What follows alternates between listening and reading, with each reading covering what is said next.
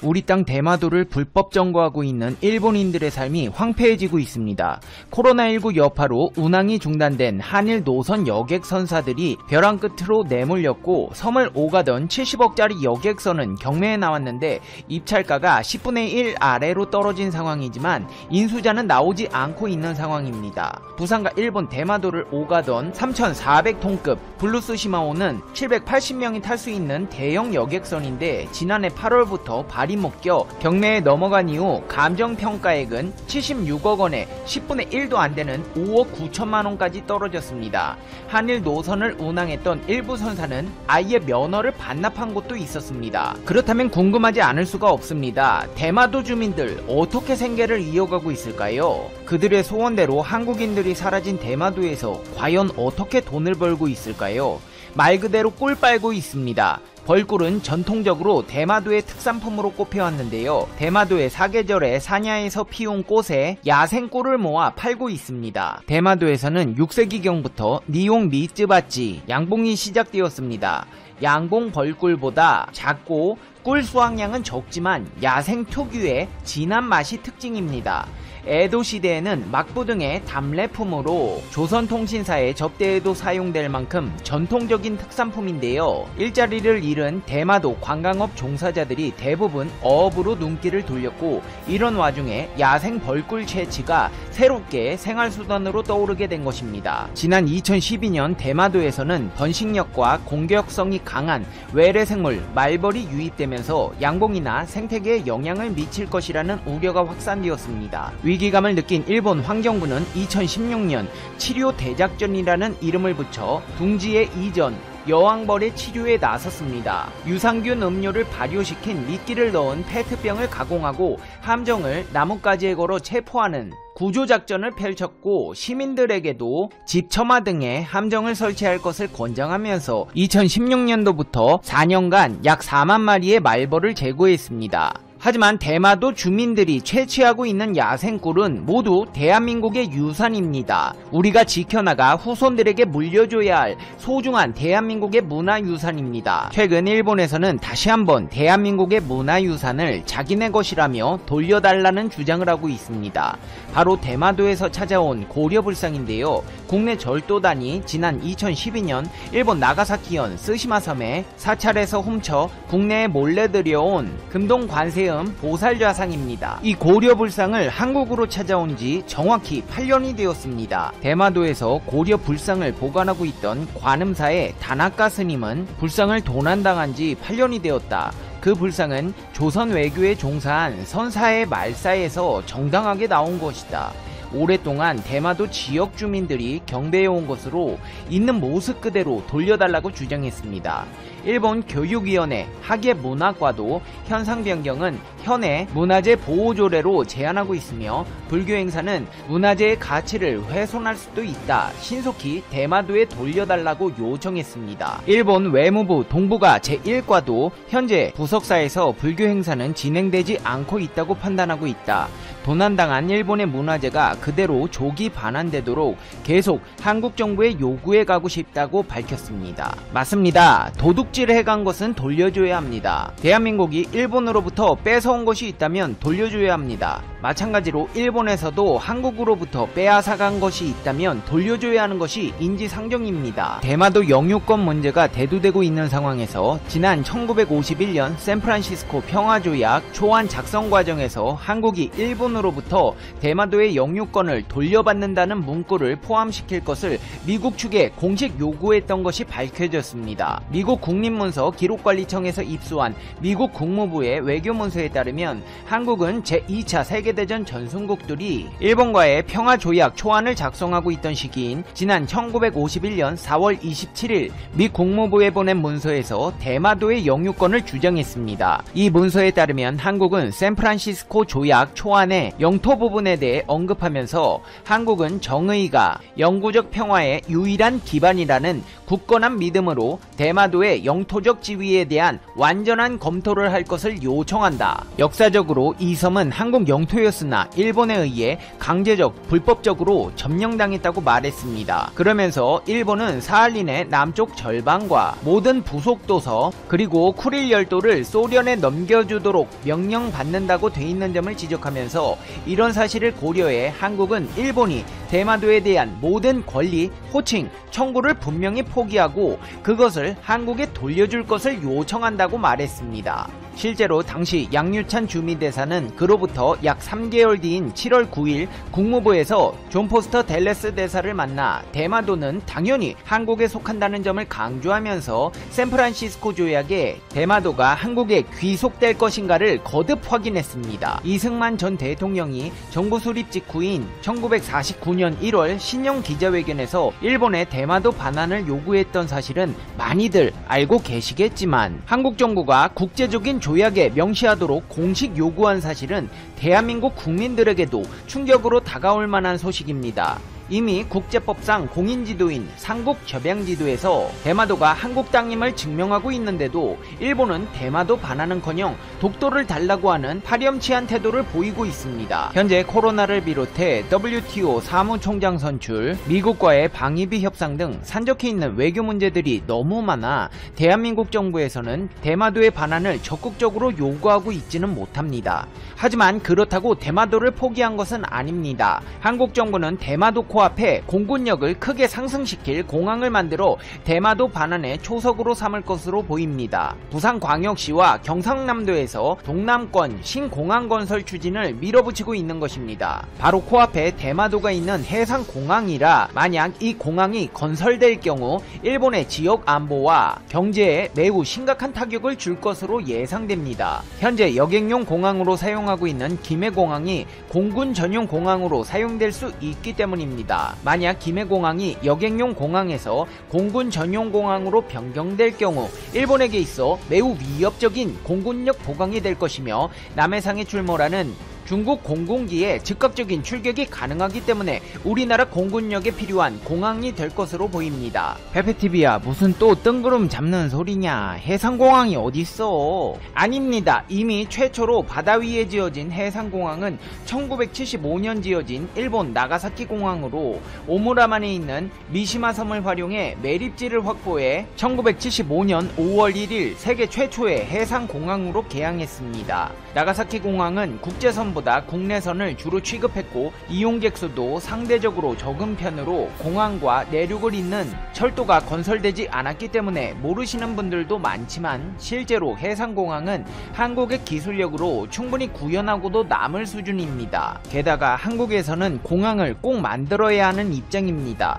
우리나라 공군기지는 여러 군데 분포되어 있지만 수도권 다음가는 메트로폴리탄 영역인 경남권에는 2개뿐이고 그나마 하나는 국제공항으로 사용 중입니다. 그렇기 때문에 동남권 즉 가덕도에 신공항이 생기면 수용 가능한 전투기 수가 늘어날 뿐 아니라 유사시 즉각 대응이 가능하기 때문에 대한민국 동남부 지역 안보에 도움이 될 전망입니다. 일본에서 동남권 신공항에 긴장하는 이유는 다양하겠습니다만 그 중에서도 대마도와 규슈 지방의 경제권이 부산에 완전하게 예속되는 것을 우려하고 있기 때문입니다. 특히 일본에서 주력 공항으로 사용 중인 간사이 국제공항의 위상이 대폭 위축될 가능성이 점쳐지고 있는데요. 그동안은 규슈 지방에서 해외로 출국 시 오사카의 간사이 공항이 허브 역할을 했지만 부산의 영남권 신공항이 만들어지게 되면 대한민국의 신공항이 규슈와 시코쿠 지방의 수요까지 흡수할 수 있는 상황이 생기게 된 것입니다. 대마도 지역 주민들의 교통 편의도 대폭 개선될 것으로 보이는데요.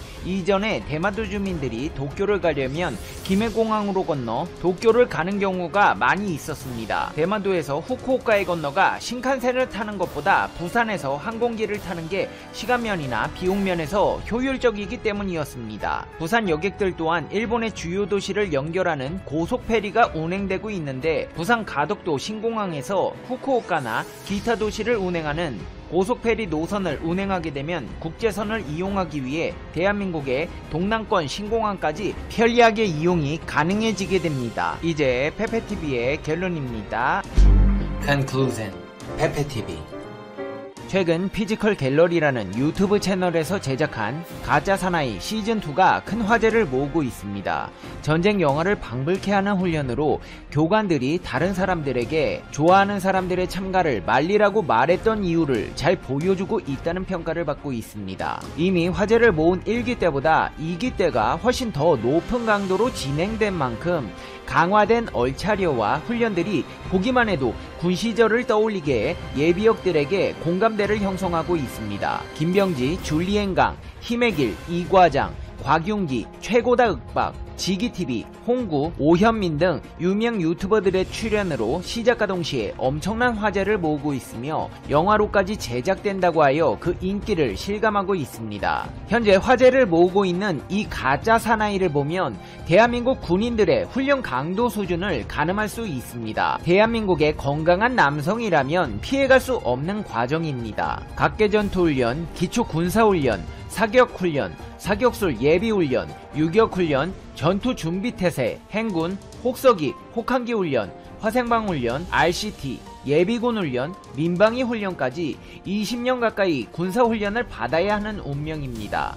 이렇게 군사훈련을 마친 대한민국의 전투병력들은 당연히 전투력이 높을 수밖에 없습니다. 한국과 일본이 전쟁이 나게 된다면 물론 현대전에서야 돈 많이 쓴 쪽이 이긴다지만 전쟁이란 것은 일개 유닛으로만 끝낼 수 있는 아케이드 슈팅 게임 같은 것이 아닙니다. 각종 첨단 화력으로 적의 진지를 박살냈다고 하더라도 점령과 점령지의 치안 유지 같은 문제는 결국 보병이 맡을 수밖에 없는 문제이기 때문입니다.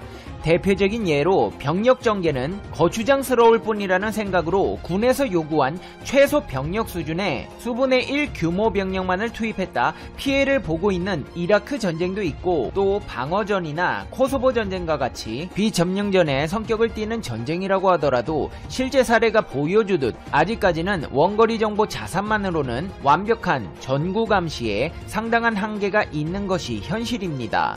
그런 점에서 군사훈련은 예전보다는 그 평가가 낮아졌다고 하지만 전쟁에 있어 빼놓을 수 없는 요소입니다. 최근 일본에서는 과거에 한국군과 일본군 양국이 군사훈련으로 맞붙었던 기사가 화제를 모으고 있습니다. 일본 육상자위대 초급 장교들이 육군의 서바이벌 훈련장에서 한국군 장병들과 실질적인 게임을 벌였다는 내용인데요. 실제로 육군에 따르면 일본의 육상자위대 소속 중위와 소위 등은 홍천 과학하 전투단을 방문해 과학하 전투단 소속 병사들로 구성된 전문대항군인 정갈대대 12명과 맞붙었습니다. 정갈대대는 서바이벌 전문부대입니다. 전투는 실제 전장과 흡사하게 만들어져 있는 KCTC 서바이벌 훈련장에서 약 30분간 진행되었습니다. 과학하 전투훈련은 레이저 발사기가 부착된 K1 소총과 헬멧 등 서바이벌 장비를 사용합니다.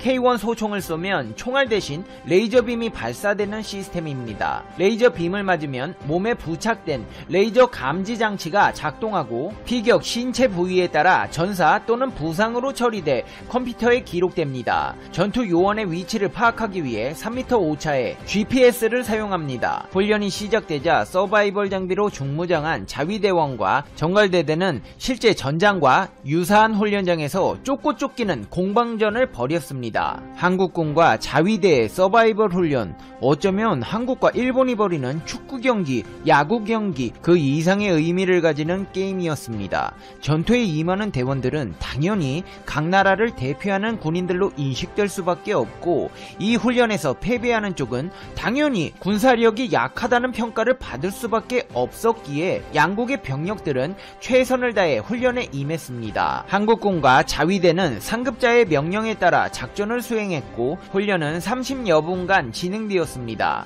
서바이벌 훈련이 30분이나 걸려서 끝났다니 전투가 치열했다고 생각되시나요? 아닙니다. 전투에서 자위대원 11명의 몸에 레이저빔이 맞았고 한 명만 겨우겨우 생존했습니다. 실제 전투 상황이었으면 전멸에 가깝습니다. 반면 과학하 전투단 정갈대대원은 전원 생존했습니다. 대한민국 군인들이 자위대원들에게 참교육을 시켜주며 한국 국방력의 매운맛을 보여준 것입니다. 육군 관계자는 자위대 장교들이 체험 차원에서 참가해 경험이 부족한 상태였다며 참패한 자위대의 장교들을 위로했습니다. 사실 이게 얼마나 창피한 노릇이냐 하면 자위대원들은 현역 중위와 소위들이었고 한국군은 일반 사병들이었습니다. 중위나 소위면 중대장, 소대장 하면서 사병들을 인솔해야 하는 입장인데 한국의 사병들에게 전멸당했으니 이런 소식은 일본에게 있어 치욕스러운 경험이 아닐 수가 없습니다. 문제는 일본 육상자위대가 한국군에게 전멸당한 것이 처음이 아니라는 것입니다. 이미 2007년에도 같은 부대를 방문해 서바이벌 전투 체험을 했다가 당시에도 처참하게 모두 전사 처리되는 결과를 가져왔습니다. 이를 접한 일본의 네티즌들, 특히나 군대 관련 매니아 네티즌들은 방구석 메가더 장군 빙의에서 분석을 쏟아내기에 바빴습니다.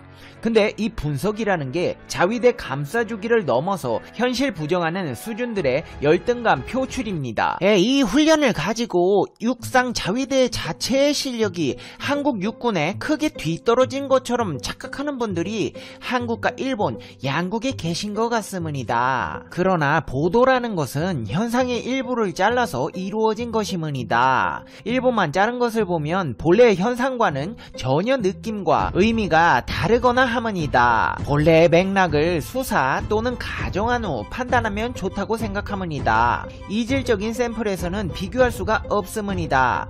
예를 들어 육상 자위대 12명이 한국 육군의 12명과 맞붙었다.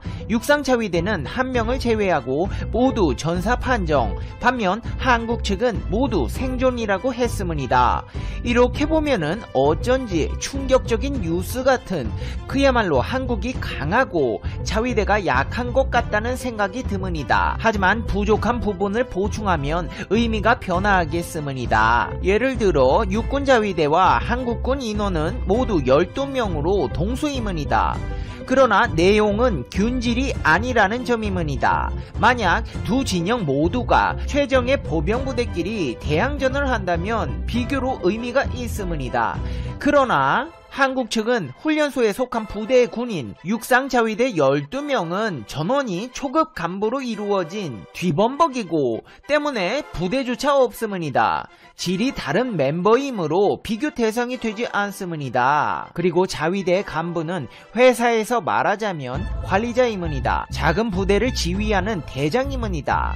각 부대를 이끌고 있는 경영진을 모은 12명입니다. 개인 전투 능력이 강하게 요구되는 계급도 아니고 평상시 팀으로 전투 훈련을 하고 있음은이다. 한편 한국 측은 평소부터 팀 훈련을 해 같은 부대 군인임은이다. 그 밖에도 한국 측이 훈련장을 평소에 사용하니까 지용을 숙지하고 있거나 원래 자위대 간부는 보병을 할 수 없다던가 사용된 장비는 한국의 것이므로 친숙하지 않다던가 여러가지 요인이 있을 수 있음은이다. 어쨌든 이 경기에서 자위대 측이 만약에 승리했다면 그것은 분명히 비정상적인 것이문이다. 만약 그렇다면 한국군에 뭔가 치명적인 결함이 있는 것으로 되어버림은이다. 그래서 실전에서 실력을 추정하려면 정예 부대끼리 맞붙는 대항전을 해야 함은이다. 다소 어긋난 비유입니다만 프로야구 한일전에서 이미지를 한번 생각해봅시다. 일본 프로야구 감독들이 한국 야구의 시찰, 친선을 위해 방한합니다. 그래서 한국의 연습장을 견학했습니다. 그래서 어때요?